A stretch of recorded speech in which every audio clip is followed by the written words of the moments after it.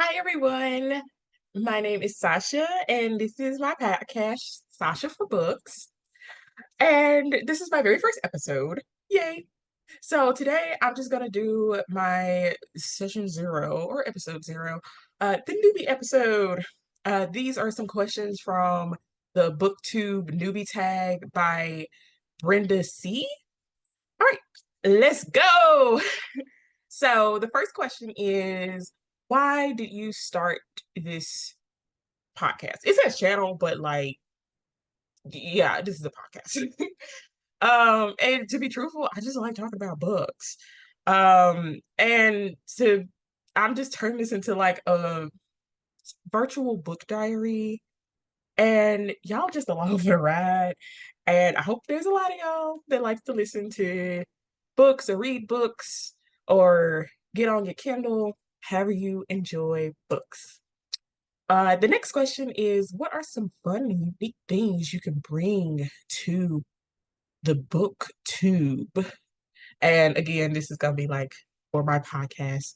Fun fact, I love finding recipes, but I hate cooking.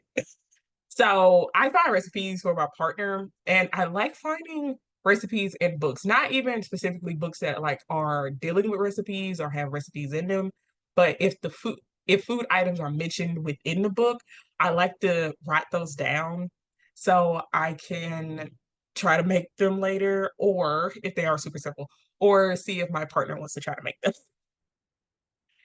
The next question is, what are you most excited for about this podcast?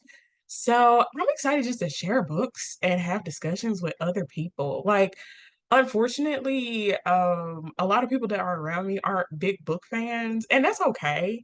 That's the reason I'm doing this. I want to try to find book fans and book lovers of all kinds and just talk about books.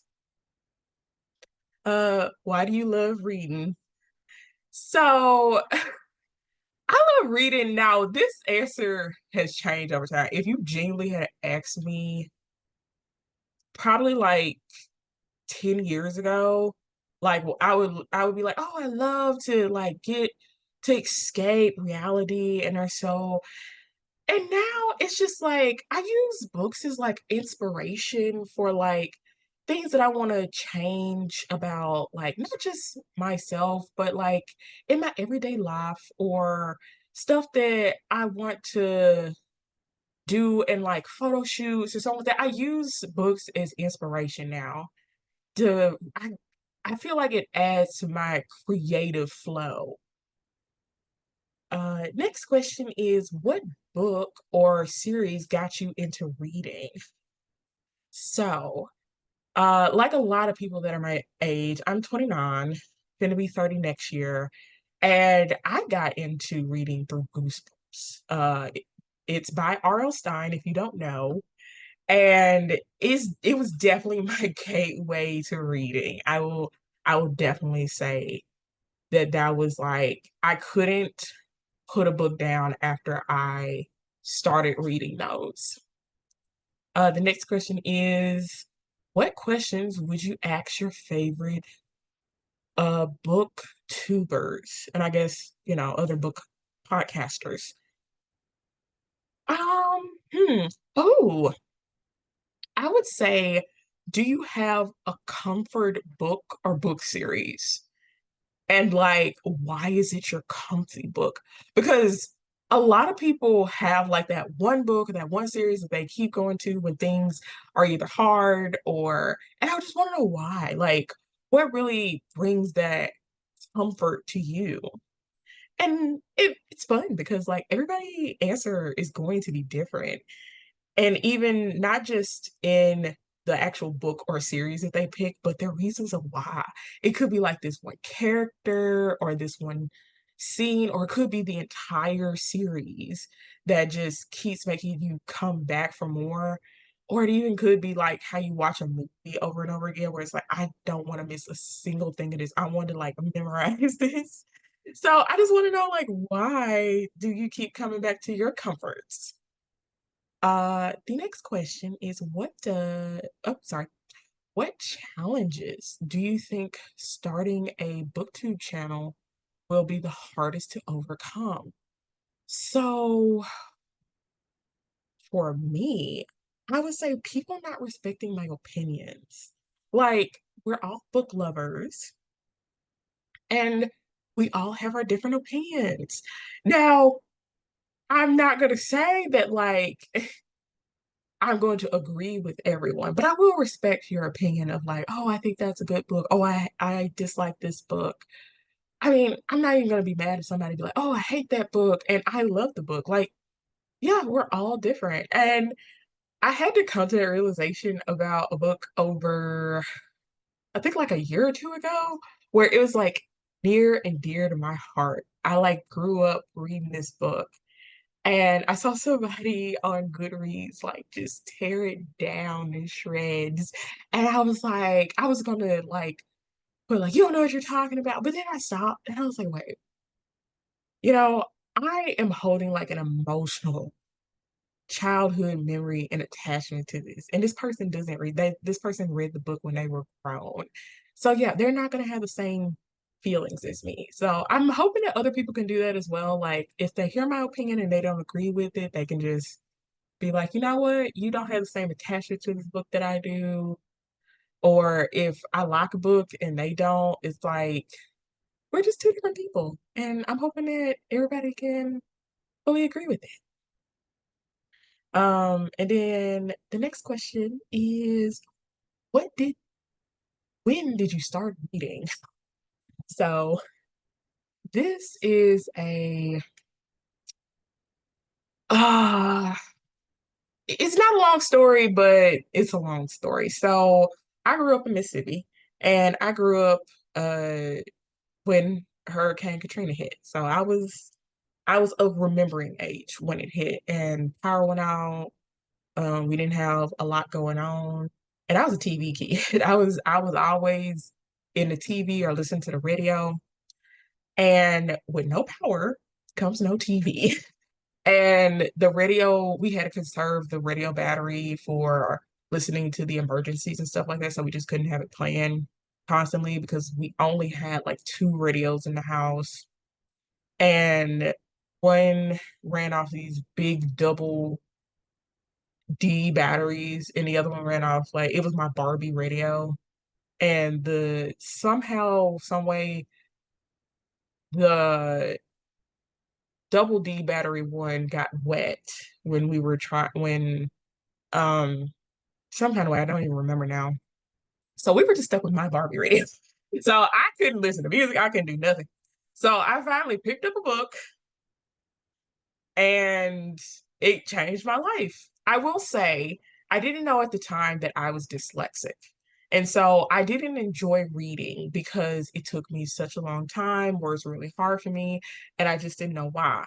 And when I finally got diagnosed when I was in college, unfortunately, but fortunately, I did eventually get diagnosed, things started making sense, and I now have aids and stuff like that that can help me with the joys of reading and the joys of different authors and stuff like that.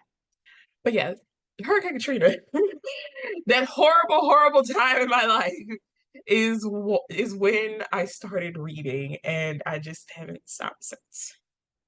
The next question is, where do you read? Mostly at work, and I use the word read like loosely. I know I understand that there's a lot of people out there that don't consider audiobooks as reading, and that is not the case for me. I have a few learning disabilities other than dyslexia, so reading for me is hard, and I do want to enjoy so many different kind of books and genres, no matter the length and the content. And just with my learning disabilities, I would never reach the amount of books that I want to read as a avid reader. I do like reading sprints and stuff like that to help me, but I just will never be on the same page as someone that doesn't have these disabilities, no matter how hard I try. And so I listen to a lot of my books, and I will listen to them anywhere. I will listen Wow. Luckily, I can listen to them while I'm at work. I like to listen to them while I'm here at the house. I will listen to them while I'm in the shower. Now, reading wise, I typically like to do that outside. I enjoy my Kindle as well, along with like a few physical books. Well, not a few. I have a lot of physical books. But if I'm reading like something that I have to hold in my hand, I typically like going outside. I'll sit down on the couch, but eventually I get too sleepy. I like to like enjoy the outdoors while I read it like a physical book or an ebook. All right, our next question is what kind of books do you like to read? My goodness. Okay, so I like a lot of different books. I like cozy mysteries. I like romance books, mostly rom-coms. I love classical literature. Like a lot of them I read in high school and I'm rereading them now, and I actually enjoy them more. I thought some of them I would not enjoy the same way that I did when I was younger, but I've always loved classical literature because people say that like classical literature is super stuffy and stuff like that. Girl, if you get past all the words and stuff like that, this is some hood nonsense. It's half these books. Like it's just straight up like this is messy. It's crazy. It's like floored and how they be talking to each other. Like you have to translate it into what that means in modern day. But once you get the hang of what certain words mean, you sitting there like, oh, this girl, this crazy. Like this some beef. This some real life tea, ancient tea, which is crazier. So I love me some classical literature. I also enjoy children's books. Those are most of the ones that I read physical books, like YA and children's books. And graphic novels are super fun, along with mangas. I unfortunately don't, I always get all of my mangas through the library. I don't typically buy them because they're just expensive. I don't even have that many graphic novels because of that same reason. They're just, I don't know why they're slightly more expensive than like a well, yeah, because all the printing and all the color. Yeah, yeah, yeah. Anyway, like I was sitting here like, why? It is like, duh. It'd be like it costs more. But I wish I had more graphic novels in my house and mangas, but I digress. I use the public library to enjoy those. And I also like horror books, but not like I'm finna be up all night kind of horror books. Like I like Coraline, I like Goosebumps, Fear Street, like stuff like that. Um I have read one Stephen King novel and it was scary, so I don't venture that way that much. But my scary is very minimal. It needs to be very minimal. But also like I will find some scary in some stuff because there are some cozy mysteries that I read and I'm sitting here like, girl, you're not lawyering up. This is a horror story for me. Like you're saying that I'm not guilty, so I don't need a lawyer. Getting a lawyer shows your guilt. Girl, no, that means that you're exercising your rights. Like, what's wrong with you? It's terrifying. It's yeah. So I already get scared with like minimal. So I don't want anything like super, super horror, but I every now and again I'll dip into like oh, I need to sleep with the light on. Because sometimes, especially around like the holidays, it's good to just have a little skirt every now and again. All right, and the last question is what does your book collection look like? You know what? The best way to describe it is the books that I got sitting next to me. They are just here because a few of them I have on my TBR fall list. And then I think one of them I just actually picked up because I just recently brought it, so I just placed it here. The first one, and this is the one that I recently brought from. from a thrift shop. It's called The Cat, the Professor, and the Poison. Uh, it's by Leann Sweeney. And yeah, it's a cozy mystery. I I had to just pick up a cozy mystery. The other one I have is Water for Elephants. I haven't watched this movie, and I've had this book for years. And I just looked up like fall books, and they said that this was one of them. And it makes sense because this takes place at a fair, and most fairs take place in like the fall, at least in the South. I live out here in California now, and their fair takes place in the middle of the summer. And I'm sitting here like, a girl, it's hot. It's the surface of the sun. I'm not gonna be out there. Like, y'all got me messed up. The next book I have over here is A Tale of Two Cities by Charles Dickens. This is one that I have not read, but I recently listened to a bibliography about Charles Dickens, and I just remembered that I had this book, and it's like it made me want to actually read the books that I actually have in my house that he has written.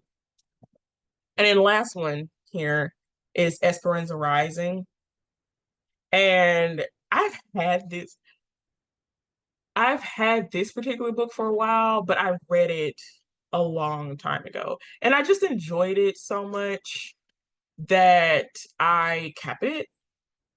And I actually might give it to my niece, hoping that she is half Hispanic and just the angel of my eyes. She's just so cute. She's like in middle school, but she's baby to me. She's baby. She will be grown with children and still be my baby. But yeah, I pulled this one out for Hispanic Heritage Month. Wanted to read through that, and then I wanted to give it to my niece so she can have she hopefully she can enjoy this as well. She's not a huge reader. I'm really trying to change that, but we'll see. I'm hoping that if she sees more characters that look more like her, she might get into reading more. And that's the blessed thing about modern day books is that a lot of them are so diverse that you can see yourself no matter what your background is in a lot of these books, and not in a negative light. Like they can be in a positive light because a lot of these books are written by people that look like you, that know your culture, your heritage, your customs, and things like that. And it's nice that children actually have access to that now. I love that. Now, people are trying to take that away, and I don't like that. But that's neither here nor there. So I am probably going to wrap this up with, you know what? I'm going to wrap this up with what I'm currently reading. So I am a multi-reader, but I am just going to give you like, I guess, three of the books that I am currently reading. That way it's not overwhelming. Because I unfortunately am one of those people that will like start a book and then pick up like a month later, and that kind of sucks. So, The Lost World by Arthur Conan Doyle, The Immortal Life of Henrietta Lacks by Rebecca Skloot. I'm hoping I'm saying that right. I have no idea. And the last one is The Moth Keeper by Kay O'Neill. And I'm just in love with it. But yeah, so those are three books that I am currently actively working on. And yeah, I hope y'all enjoyed this very first episode. And I am probably going to do a book review for my next one. And I will catch y'all then. Bye.